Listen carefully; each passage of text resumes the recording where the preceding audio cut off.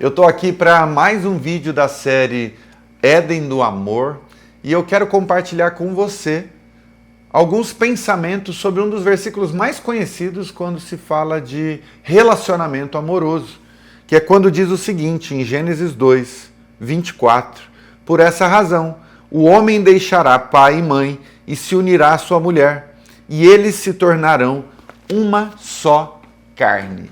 Ou seja, nós temos duas coisas importantes aqui. Primeiro, deixar pai e mãe para se unir à sua esposa. E a segunda coisa, ambos se tornar uma só carne. Compreenda uma coisa. A vida saudável é feita de rupturas. Quando você nasce, você está rompendo com um estado anterior em que você recebia tudo da sua mãe. Toda a percepção que você tinha vinha do útero da sua mãe. E agora que você está no mundo externo ao corpo da sua mãe, você vai receber estímulos de fora, você vai ser alimentado por outras pessoas, estimulados por outras pessoas, você vai receber carinho de outras pessoas. Então, o nascimento é uma espécie de ruptura. Antes você era uma só carne, vamos dizer assim, com a sua mãe. Você fazia parte do corpo da sua mãe. De maneira que tudo que ela comia ia para você também. Se ela estava doente, isso afetava você. Se a pressão dela estava alta ou baixa demais, isso afetava você. Agora, no mundo externo, depois dessa primeira ruptura, você vai ganhando os primeiros traços de individualidade. Em que você agora não é mais um só corpo com a sua mãe. Sua mãe pode estar doente fisicamente e você não estar doente, mesmo sendo um bebê, um menininho de 3, 4, 5 anos de idade ou uma menininha de 3, 4, 5 anos de idade. Conforme o tempo vai passando, esse processo de ruptura ele não é apenas no nível do corpo, que vai amadurecendo cada vez mais, ali na adolescência, com pelos pubianos, com a sexualidade sendo desenvolvida e a sua personalidade desenvolvida. Também há uma ruptura psicológica. Quando você chega ali na idade de 14, 15 anos, que a gente chama de idade da aborrecência, né? Que a gente fala que as crianças estão num processo de muita rebeldia. Por que acontece essa rebeldia? Porque o adolescente descobre que ele pode ter opinião própria, que ele pode ser diferente dos pais. Aliás, é uma fase bastante caracterizada por uma mentalidade de que os pais são caretas, de que eles não sabem de nada, de que os adolescentes são donos do mundo, sabem toda a verdade, enfim, porque eles estão agora desenvolvendo, né, o seu processo de individuação. Eles estão descolando cada vez mais da figura do pai e da mãe como entes absolutos na vida deles. Então agora eles passam a pensar com a própria cabeça. Ah, meu pai sempre gostou desse estilo, daquele estilo. Ah, mas depois que eu fui para a escola, conheci outros estilos, outras possibilidades, agora eu desenvolvi meu próprio gosto. Ah, o meu pai e minha mãe têm uma determinada religião, mas ali na adolescência, na juventude, eu fui percebendo, pensando sobre as coisas de Deus, vi as possibilidades de espiritualidade, etc e tal.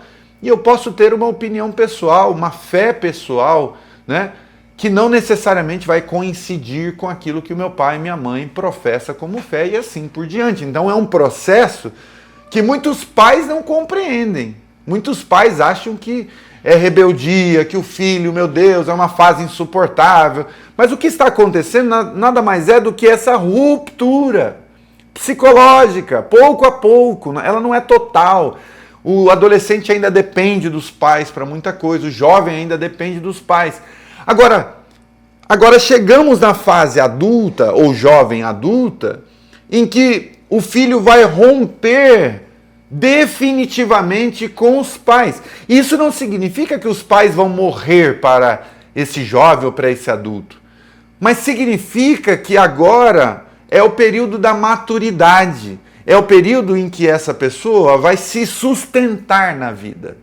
Vai se sustentar psicologicamente falando, afetivamente falando, financeiramente falando, sexualmente falando. Ou seja, vai de fato ter uma ruptura ainda mais profunda em relação às outras rupturas anteriores. E não é que o pai e a mãe morrem para o jovem que se casou.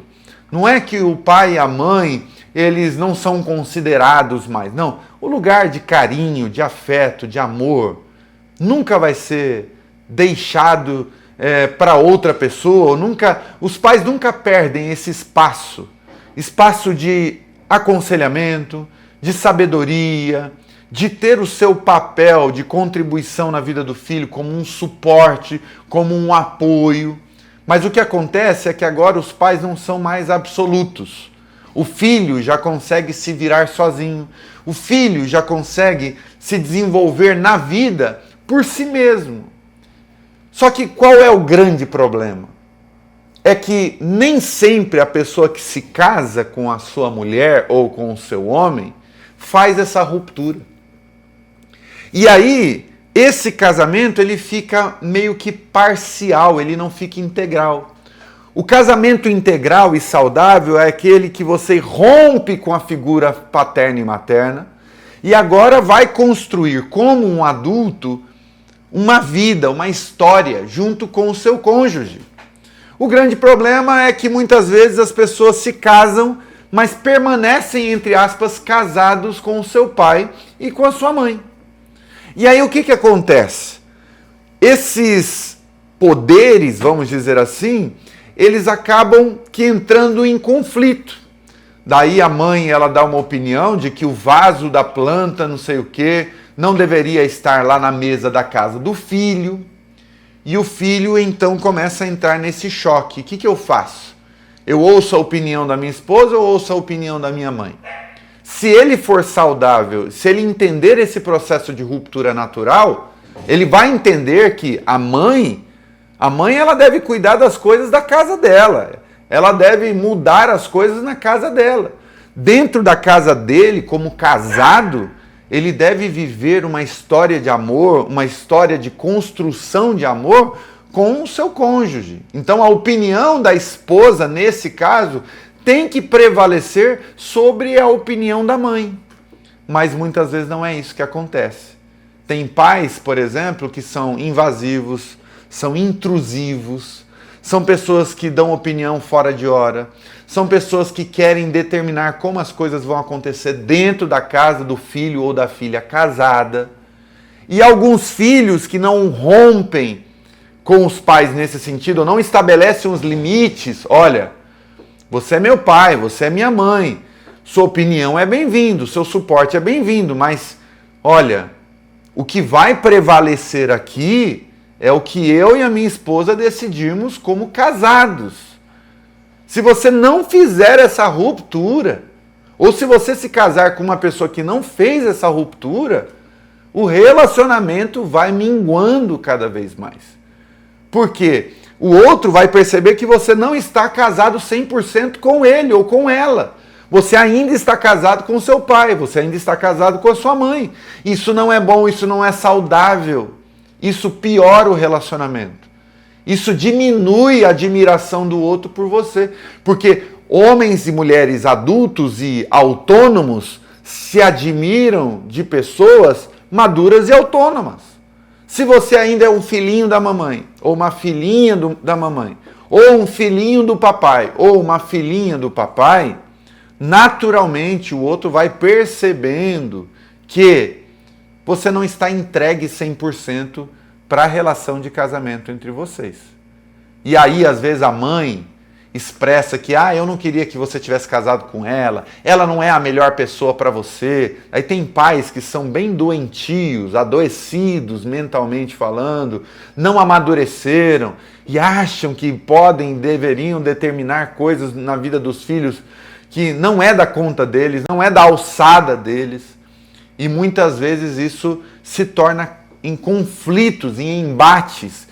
E não é muito difícil disso acontecer, da esposa estar brigada com a sogra, com o sogro, ou o marido estar brigado com a sogra ou com o sogro. Não é difícil disso acontecer, por causa dessa má administração, dessa relação que precisa ter limites.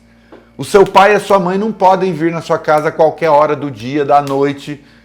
não podem interferir de maneira negativa na vida de vocês. O pai e a mãe, eu repito, têm um papel de apoio, de suporte, de conselho, de sabedoria, porque são pessoas mais experientes, mas não podem, de forma alguma, determinar o que vai acontecer dentro da sua casa.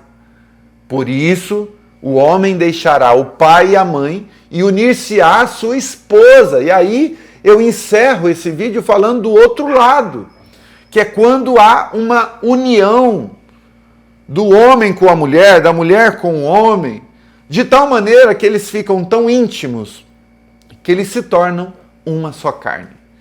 E eu gosto muito dessa expressão de se tornar uma só carne, como eu falei nos vídeos anteriores, não apenas isso é representado pela questão física mesmo, sexual, porque quando você tem relação sexual com a pessoa com quem você está casado, você se torna uma só carne, as duas carnes se misturam, como também no sentido psicológico. Porque, de fato, quanto mais você convive com a pessoa que você ama, mais parecido com ela você se torna. E mais unido a ela você se torna quando é um casamento saudável. Vocês passam até a compartilhar sentimentos, intuições, pensamentos. Parece que existe uma comunicação quase que telepática. Diversas vezes acontece isso, eu estou pensando numa música, meu amor vai lá e está cantando aquela música. Há diversos momentos em que ela sugere uma coisa e eu digo, caramba, era justamente o que eu estava pensando. Há diversos momentos em que eu não estou bem fisicamente e ela sente, ela fica baqueada, ela não está bem, sei lá, psicologicamente falando, e eu não estou bem também com ela. No sentido de que existe um compartilhamento, não apenas da rotina, não apenas dos desafios do dia a dia, mas também dos sentimentos, mas também da condição da alma, do espírito. Existe um compartilhamento que vai para além da questão física. É psicológica, é espiritual. Não é à toa que a comparação feita é de duas coisas que se tornam uma só. Existe de fato uma fusão, e é um mistério incrível o que acontece entre um homem e uma mulher que se amam, e que se integram, e que se unem em um único objetivo. É uma coisa misteriosa, linda, que foi a graça de Deus que criou para que ambos desfrutassem disso com toda alegria. Ambos se tornarão uma só carne. E aí Paulo, o apóstolo, vai complementar dizendo, ninguém faz mal ao seu próprio corpo, antes dele cuida muito bem. Assim também, vós, homens, não deveis tratar mal as vossas mulheres. E aí ele vai falar daquilo, né? Mulheres, se submetam aos vossos maridos como ao Senhor. E aí essa submissão, obviamente, que não tem nada a ver com escravidão dentro de casa, não tem absolutamente nada a ver com ficar calado o tempo todo, não dar opinião, não ir contra uma opinião ou dizer alguma coisa que seja diferente daquilo que o outro está pensando. Até porque depois o apóstolo Paulo, depois de ele falar submetam-se aos vossos maridos como ao Senhor, ele vai dizer, maridos, amem as vossas mulheres assim como Cristo amou a igreja, a si mesmo se entregando por ela, ou seja, amando até a morte, ou seja, se entregando completamente. Então, a mensagem que envolve a relação a dois é uma mensagem de entrega mútua. De maneira que não há mais importante ou menos importante. Existem funções diferentes dentro do relacionamento que os dois estabelecem, que os dois criam, que os dois inventam. Mas em termos de importância, não há maior importância de um ou de outro. Ambos se tornam uma só carne.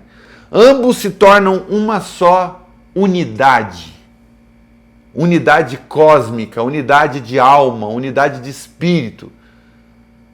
Continuam sendo individuais, continuam tendo suas personalidades preservadas, continuam tendo seus gostos peculiares, suas nuances de personalidade, de história, de experiência de vida, mas de uma forma misteriosa e divina, se misturam numa simbiose linda, tal qual a semente cai na terra e se mistura com ela e passeia por ela, e a terra continua sendo terra, a semente continua sendo semente, mas ambas, nessa mistura linda, produzem coisas maravilhosas, de tal maneira que a árvore sem a terra não é nada. E a terra sem a árvore também não tem a sua função completa. E ambas têm o seu papel, têm a sua cor, têm a sua função, mas se misturam e criam algo lindo, frutificam, trazem beleza, causam sombra para os viajantes cansados, ainda que não produza frutos, né? Tem o seu papel, a sua função, a sua contribuição a dar. Então, lembre-se disso. Se você se sente ainda preso ao pai e à mãe, você vai precisar fazer essa ruptura o quanto antes. Pare de ser um menininho, pare de ser uma menininha, porque a vida está requerendo de você maturidade. E maturidade significa aprender a dizer não para o pai e não para a mãe quando necessário. Maturidade requer que você se una à sua mulher e de fato sejam um.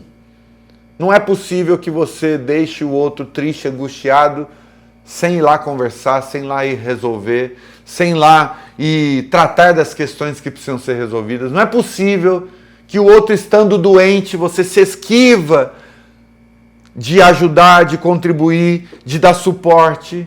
Ah, a mãe dela ajuda ela enquanto ela estiver doente. Ah, a mãe dele ajuda ele enquanto ele estiver doente. Não é possível que você encolha as mãos quando ela mais precisa de ajuda, quando ele mais precisa de ajuda, afinal de contas, são uma só carne.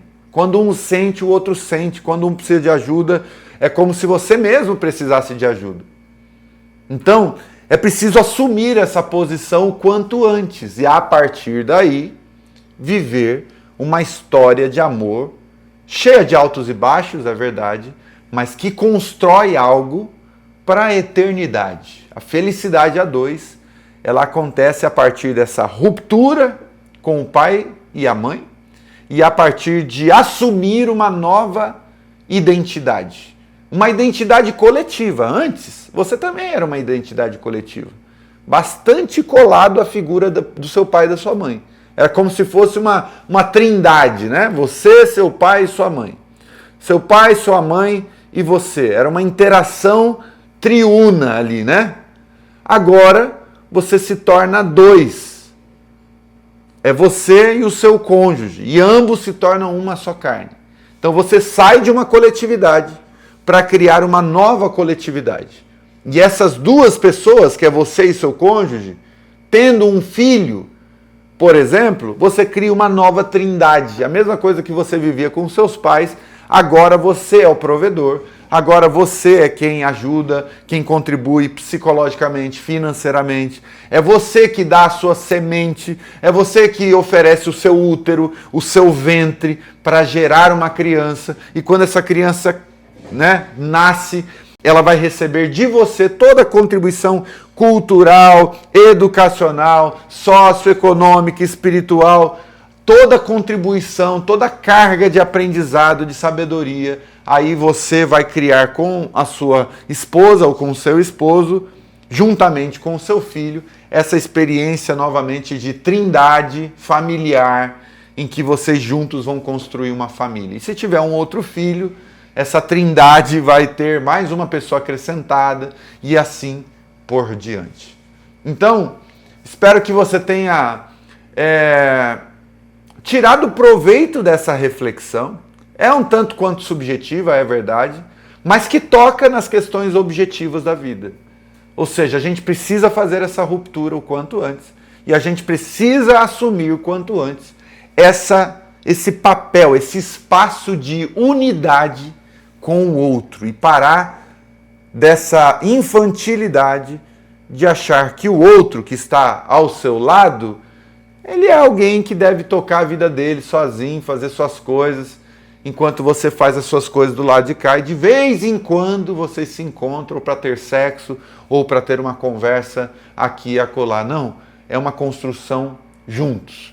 É uma construção feita de comum acordo, e isso é se unir de verdade à sua esposa ou ao seu esposo. Coloque aqui nos comentários as suas percepções, tá bom? Eu espero de todo o coração que esse vídeo tenha contribuído. Vai aparecer um novo vídeo aqui para você continuar pensando sobre a felicidade a dois.